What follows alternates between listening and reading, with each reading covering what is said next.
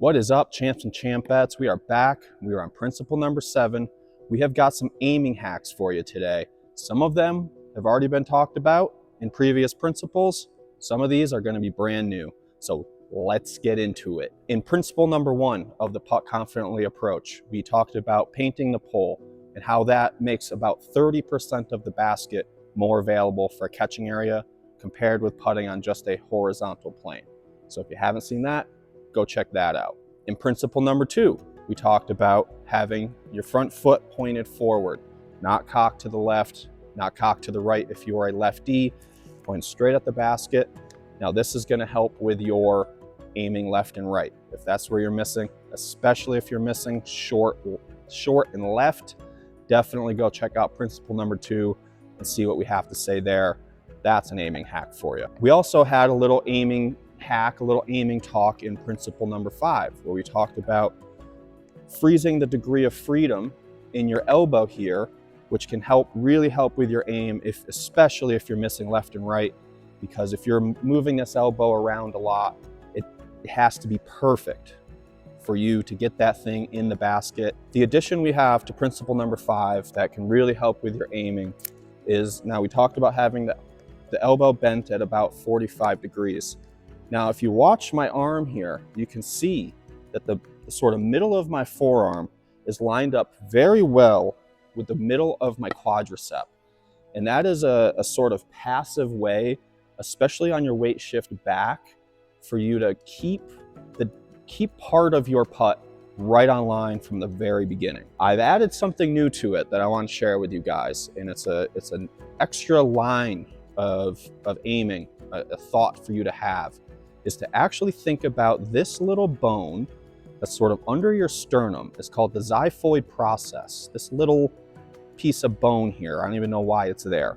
If we add a little bit of thinking about this xiphoid process, that is what the disc is actually really lined up with. And it's like a 2-lane, like a railroad track, just keeping this thing keeping your putt really on line. So we're going to show some examples here. This is getting to be about 20 feet here. Now this is the line that the disc is going to fly on. This is the line that my xiphoid process is going to be lined up on. I'm going to have my forearm kind of getting split in half by my quadricep, and they're going to go right through the champ cap solo. Barely on the first one.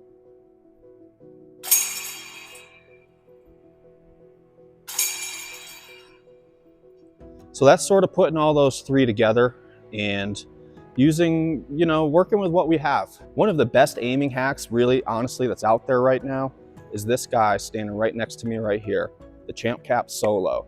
As you can see, it limits the target area. It limits the movement solutions that allow for success, allow for a putt to go in. And it lets you sort of figure out your own ways, how to self-organize your own motion to make it happen.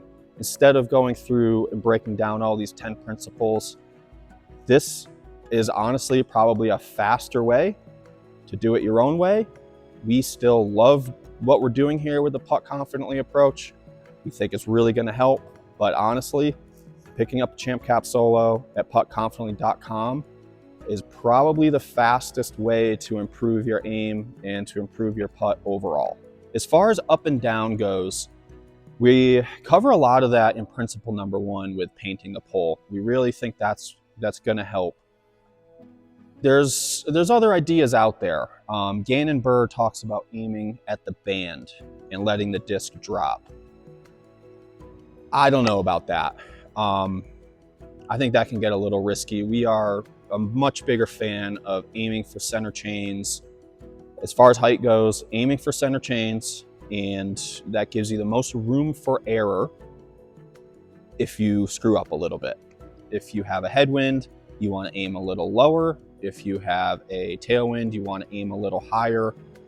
That is all very variable depending on the level of wind for that day. If it's getting up to 10 or 15 miles an hour consistently, yeah, you might need to aim at the band. If it's a pretty strong tailwind, then you might need to aim at the bottom of the cage.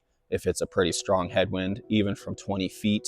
But again, that's all going to be very circumstantial. All right, that's going to wrap it up for principle number 7, our aiming hacks. Check in with us next Thursday. We're going to have some straddle putting tips. So we will catch you later.